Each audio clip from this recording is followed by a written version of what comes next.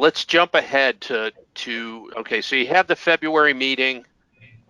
You tried to write another letter in March 13th, which appears to be kind of a dividing point where I think it seems to me that you've exhausted the collegial approach with Bishop Nestow, either because of his reticence to talk to you about what the blog was, that it was pretty much the point where you were saying, I need to get the blog going again, and one of the driving factors was the coronavirus. Okay, so talk a little bit about that February to March area after your February meeting. When did you get the point where you said, okay, I need to put this blog out there because I have no connection with my parishioners now because of the fact that they can't come to church? Right. Sure. Excellent question.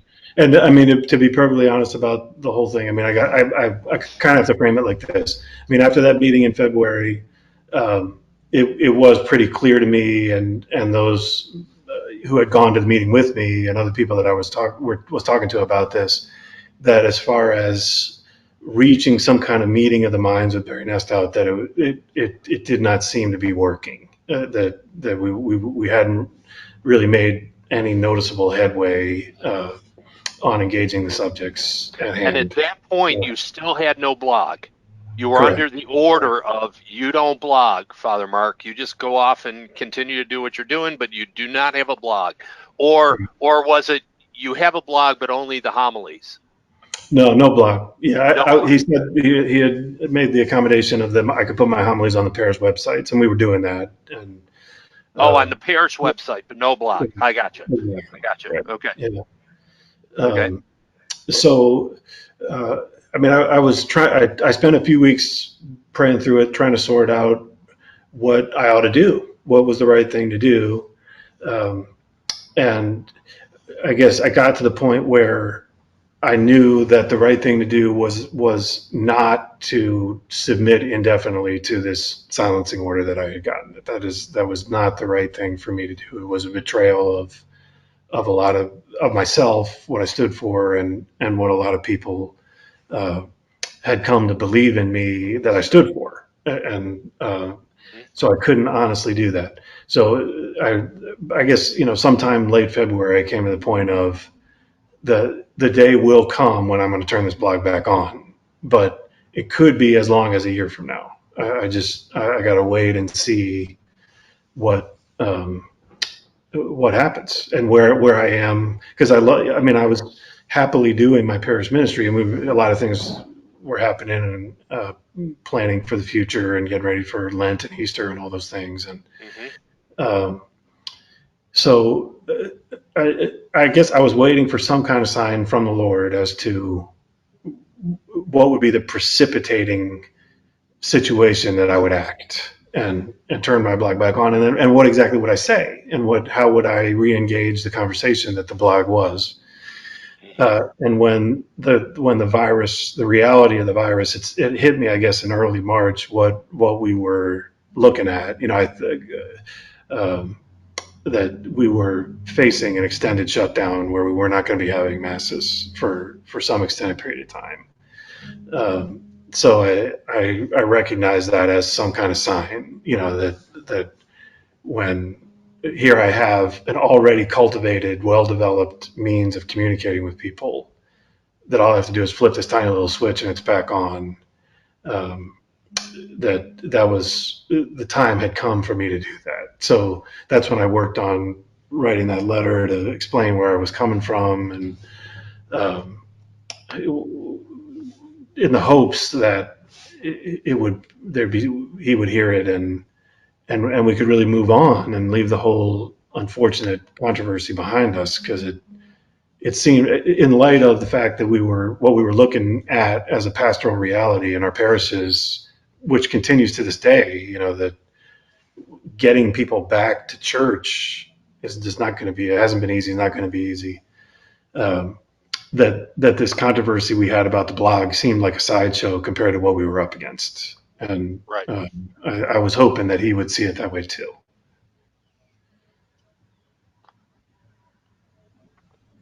So he didn't. Mhm. Okay. And then shortly after that, he wrote a letter to the parishioners directly. And he said some things that were not very kind, actually. And this is the letter, and it's about 3 pages of some specific things that he didn't like about the blog, which it sounds like you were trying at least for probably 6 months or so to try to get him to talk to you about. Mhm. Exactly. But Yeah. he chose to write this directly to your flock. And so you wrote a letter on March 13th. He wrote a letter on March 19th. Did this one get into the paper too? Or does this one just go to the parishioners? No, that's the one he insisted that he insisted the Martinsville Bulletin publish that very letter right there. Yeah. Okay, so this is the one that says a whole bunch of bad stuff about you. Mhm. Okay. All right. So what was your, I don't even know what question to ask Father Mark, because if I read any of this, okay, so let me formulate the question this way.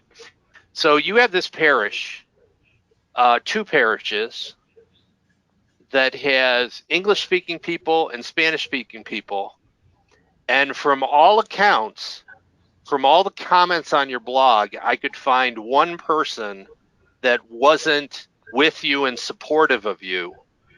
And I don't even know if that person is still in your parish, but you're doing your thing down in Martinsville and Rocky Mount. And it seems like everything is working really, really well. And you're trying to help these people get comfortable with the church. And you're doing your thing, and things seem to be going really, really well.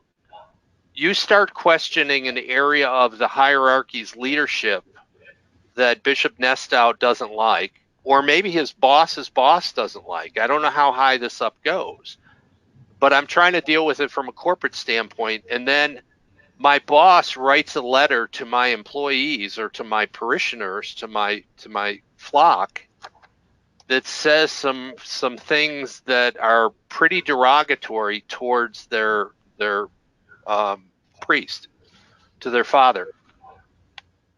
How did that sit? I mean, how do you process that and not? I'm not as calm a person as you seem to be. How did that hit you? Especially, I guess, especially when you saw that it actually went into the at least one of the church's local newspaper, Mhm. Mhm. and that you were basically. And is this the one where you were taken out of the church, or is this just the one that is this the one that tried to get your parishioners to stop you from doing the blog? I Or guess that so. was Yeah, that's it. Yeah, that appears to be what he intended with that particular letter. That it, to put pressure on you to stop the blog because you disobeyed him at the beginning. But apparently, okay. right? Yeah.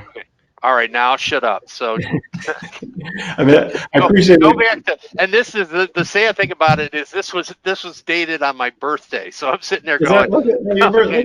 Your, so if I your got this birthday. on my birthday, I'm sitting there going, really? That's my boss. You're talking to my employees, and I don't need you talking to my employees because you have you have no clue about what kind of relationship we have. And if it was a good one, which it sounds like yours was, this is not helpful. This is not helpful for your relationship with the other children of God. So what Right. was your initial reaction on that day? I appreciate that, and I'm glad to know your birthday is St. Joseph's feast day because Exactly. that's nice. Yeah. Mom didn't like Joey, so she named me Dale. So my confirmation name is Joseph. So Right. she didn't want a Joey. So Yeah. Sure. Yeah. Right.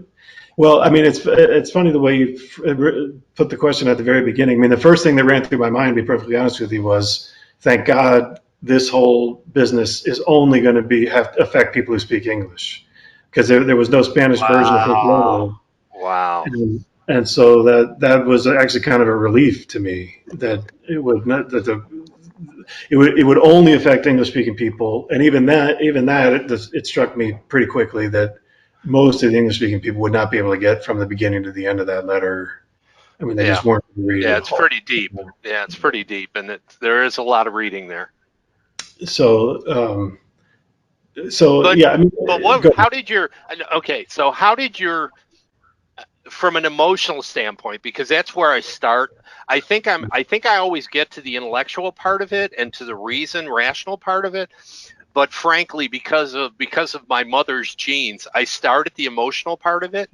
So ahead. what were your emotions when you read this thing? What did you think about your boss when you had been trying to work through this thing in a very collegial way, and then all of a sudden he's sending a letter to your parishioners that is talking about, um, here, I'll just read one part of it. By contrast, for more than a year, in fact, since the fall of 2018, in my judgment, Father Mark White has worked against the unity of the church, promoted disrespect for the Holy Father, the church hierarchy, his bishop, and has demonstrated a will adverse to obedience to the bishop of this diocese, which he took an oath to uphold at his ordination. Okay, hopefully that wasn't hurtful, but how did you feel when you first read that? Right. Well, I mean, you said it. I mean, it was extremely hurtful. I mean, it was a blow to me emotionally, because I mean, he's coming at me where I live. I mean, that I love the church, I love the communion of the church, and that I'm devoted to what I promised to be devoted to. Um, that's who I am. That's my life. I'm not, I'm not saying I haven't made mistakes. I'm not a great priest. I do the best I can, but he's punching me right, in the sternum. I mean, it's stabbing me there, really. I mean, you Right, know, right, so that was my first reaction. But thank God. I mean, this whole time I've had good people to talk to try to get me through the emotions and see things as rationally as I could. And so I actually wrote to the parishioners just in English, because I didn't want to even confuse anybody dealing with things in Spanish, but um, that at least now I knew what the posts were that he objected to. I mean, right. that was a step in the right direction. I was grateful for that. I expressed my gratitude for that, hmm because that was something that I wanted to know for some time, um, Which and that. very, very easily could have been done in that room in February or Mhm, earlier or later in the fall behind closed doors, so the mhm. parish didn't have to read this. Right, I Okay, and agree. that and you know and I'm trying not to take sides on this, but it was up to the leader to be able to say, here's what's in that big notebook. Right, Let's sit down and talk about it and come up with some kind of accommodation for you to process all this stuff and help your parishioners at the same time without removing your ability to speak. right. So Well said. Well said. Yeah, and that all ran through my mind too. I mean, um, it seemed like a setback in that way, that it was something we could have had just between us, and it really changed the dynamic of the whole situation, because it had, I was hurt myself, but I also felt hurt on behalf of the people, because the people were put in a position that it was totally unfair to right, put them in, where they were supposed to be convincing me to do something that, which they, for the most part, they didn't think was right. And they never signed up to talk me out of blogging in the first place. I mean, that's right, not the kind of relationship that a priest and his people would generally have. So right, that bothered me too. Um, right.